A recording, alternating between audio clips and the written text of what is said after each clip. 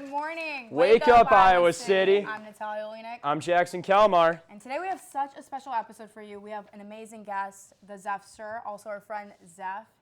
He's our very known friend. We had class together, but he also does a lot of cool things on the side. I mean, this is your career, right? Rapping career. Yeah. You're a hip hop artist. Yeah. I don't know, I'm just really interested. So some of your most notable awards is the Iowa Music Award of 2023, where you got nominated for Hip Hop Artist of the Year. And won. Is this it? That is it. I'm going to show it to the camera. And we also got your 2022 when you were nominated for Best Album of the Year. And won. So I feel like that's really credible, very cool. Can you tell us a little bit about it? Like, how did you... I know you grew up from the south side of Chicago, where it's notorious for rap, and then you came to Iowa City. Yeah. So what was your journey like, your reason behind that? Tell us a little bit about that. Well, stay in school, kids. Let's say that. I'll start there. A lot of people may not know. I'm a little older. I'm 26. I went back to school on my own choice at 24 to finish up my bachelor's degree. And I came to Iowa just to get a better chance at college. And it was never anything about music. I didn't come here to do music. At that time, I wasn't even professional with my music. I was just doing it for fun, trying to think about a career in it. And being here on my own, I just had to figure it out. And I made the right connections, shook hands with the right people, and I saw Iowa City as a constantly growing art space. And you're safe here. You're safe to express yourself, and it can be respected. And I took that opportunity to express my music. And having that credible background from Chicago, I was able to put my best foot forward because I was able to see a lot of artists like Chance the Rapper, the Lil Durks, Chief Keefs, all these artists blow up right in front of me. They lived like right down the street. And seeing that showed how possible it was. And I think that's the energy that I bring here when I meet a lot of artists. They just kind of like, where does it come from? Like, when you see someone that was right down the street wearing a dirty white t-shirt, you know, all respect to everybody in the trenches. But when you see someone that grew up down the street wearing a dirty white t-shirt and now they're winning Grammys and on tour with Drake, it's like, you cannot say that you're not able to do that too.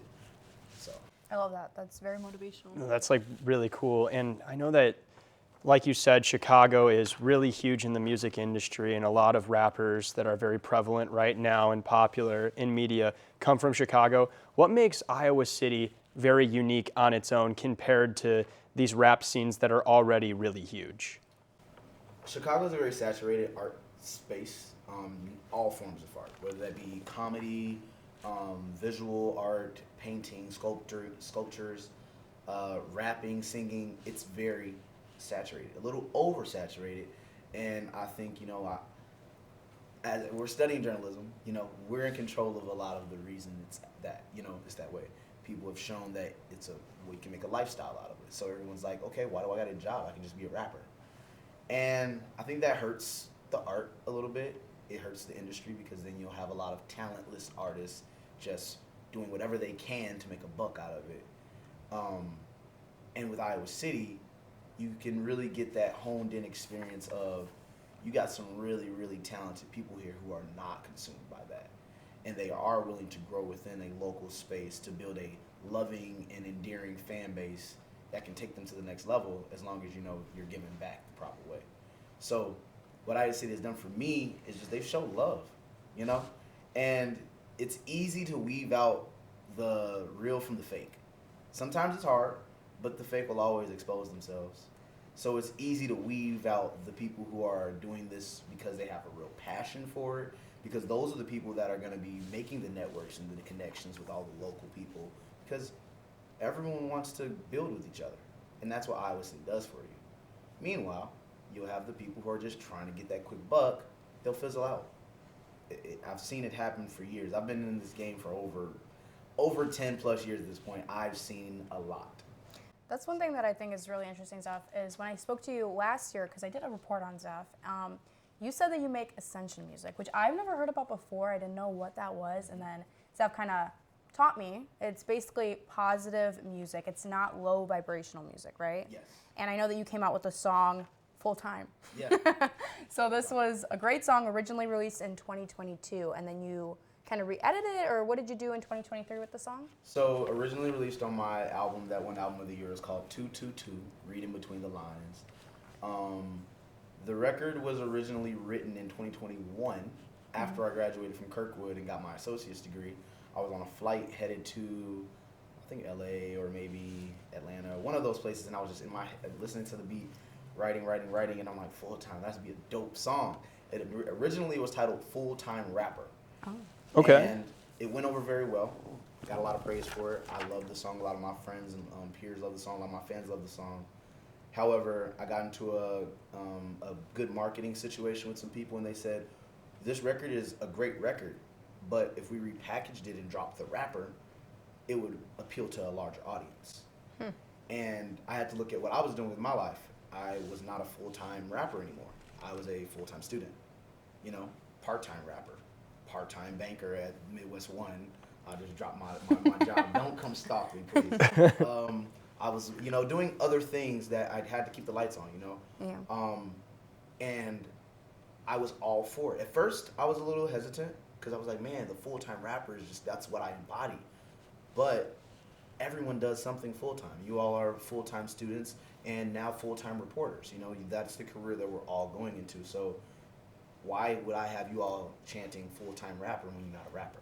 Gotcha. Interesting. And do you have like any advice for anybody that's really trying to get into the industry? Because I've looked into your work and I see that there's sort of a little bit of a entrepreneurial side to you with Critical Money, LLC. That's very fascinating. But what really pushed you to sort of figure this out? Because as an entrepreneur myself, there's a lot of different moving pieces, and you're actually putting your art, what you're passionate about, on the line to represent you. So what really got you into the business side sort of thing? My mother, first off, she's an entrepreneur. I saw her get it out the mud, literally. Like, she went to college and found out that she didn't need to go to college for what she wanted to do in life. And she's doing something that she didn't even think she would be doing in real estate, and very successful, probably one of the most successful people in our family. But just seeing that was like, okay, I don't have to answer to someone forever. You take jobs and you learn, and that's how you become a boss. If you're not able to be the best learner, you cannot be the best leader. So learning the business was something my mom had, or backtrack, my uncle, who was in the music industry and gave up that career because of his family, he told me if I wanted to get into the music industry, he's not just going to point me in the direction. He wants me to study, because it's a business. It's not just about being an artist. It's not just about wearing nice clothes. It's not about awards. It's about the business. And if you don't know the business, you will be screwed over, because it's a shark tank, and we're just fish until you become a shark.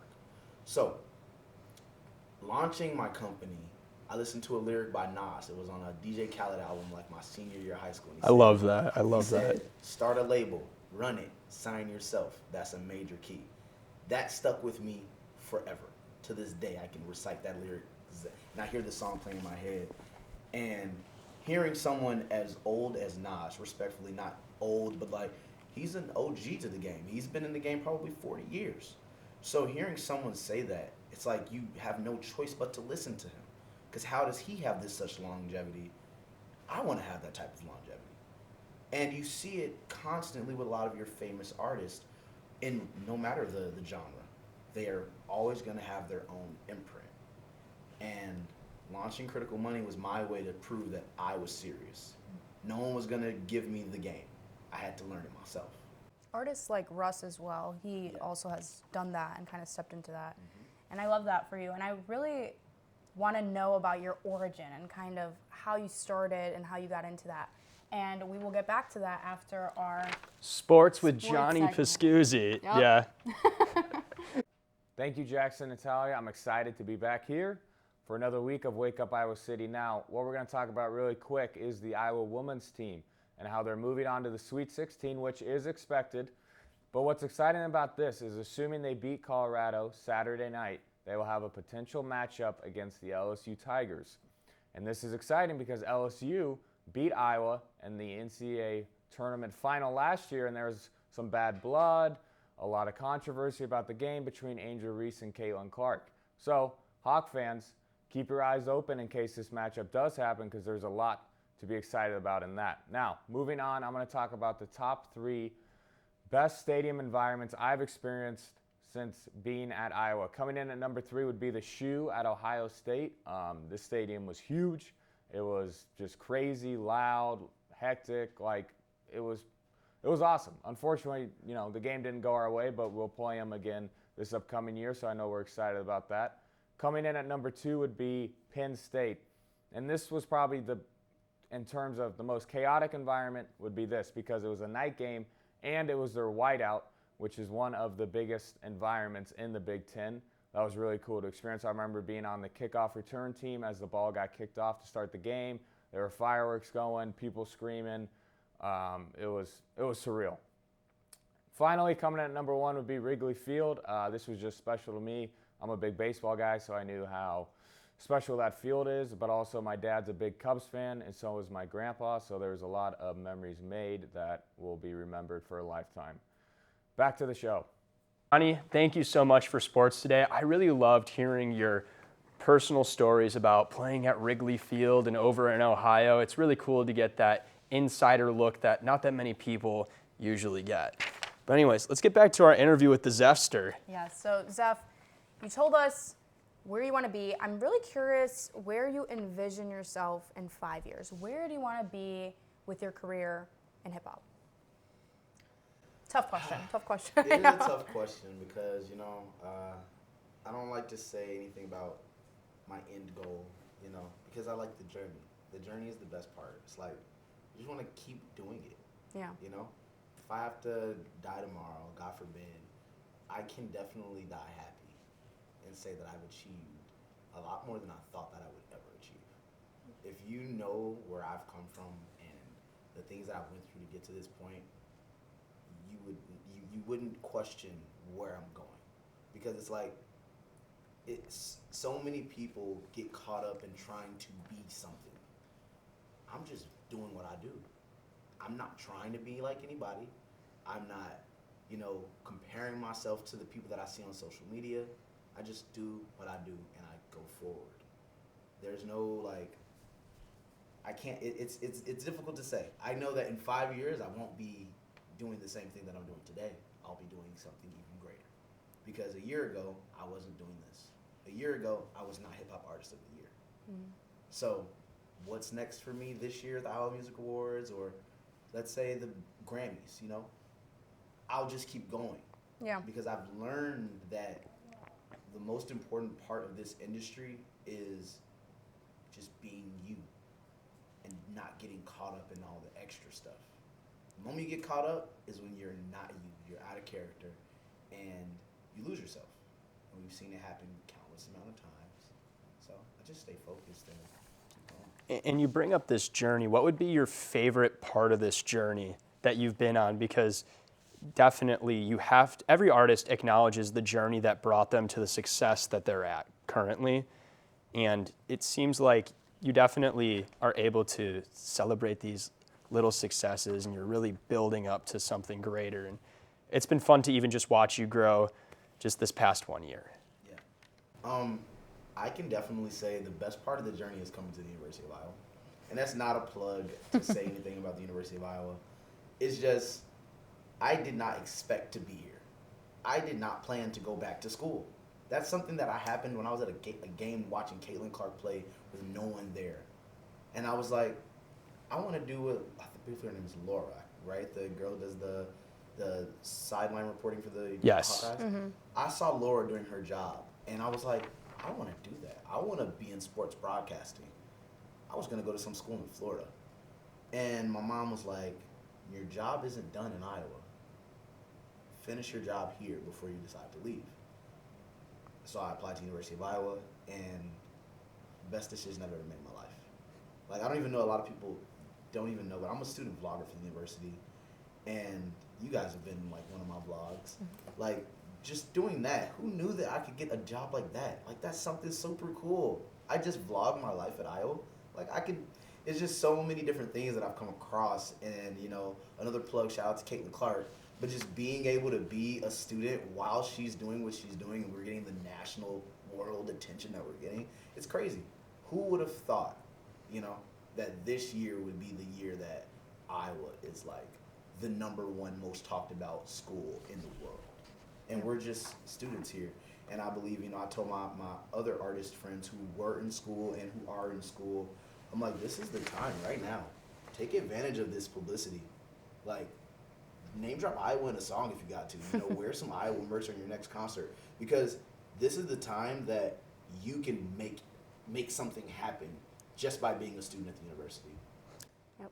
Now let me ask you this. So, you know, I see how grateful you are for this opportunity. That's great. I love that because me and Jackson here, we're also grateful to be students here at the university. So do you see yourself living here after you finish, or is that something you haven't thought about yet? So, I guess I'll announce it here. I just got a partnership with Big Grove. Oh. Wonderful. And it's for some music-related things, and that'll keep me here for at least another year, at the minimum of another year.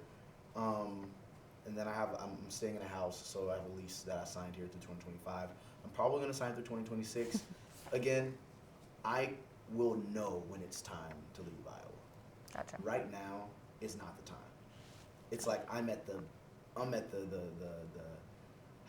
I used to feel like I was reaching a peak here in Iowa, and then I came to the University of Iowa, and it showed me that, oh, I have a lot more I can do. Just being on campus and walking down the street and someone's like, oh my God, that's TheZeffster. And they want to stop and say hi or take a picture with me. That's so crazy. Like, I have a song and I say, in the song, I say #2 to Caitlin Clark. And I feel that way.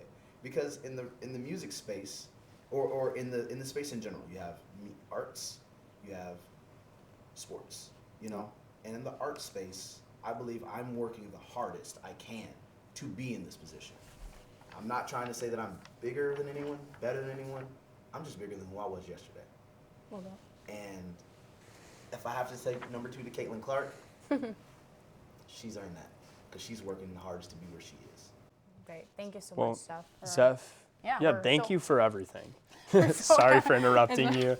We're so happy to have you here. We're so grateful that you came and told us your story. And we also wanted to thank our sponsors. Yes, we'd like to thank Student Seats for sponsoring us and the unofficial bar crawl for making all of this happen. But most importantly, our friend Zeph, thank you so much. It's been an honor interviewing you, and it's just fun really following your story. I'm Jackson Kalmar. I'm Natalia Winek. I'm TheZeffster. Everything's always critical. All right, wake up, We'll see Iowa you City. next We'll week. see you next week.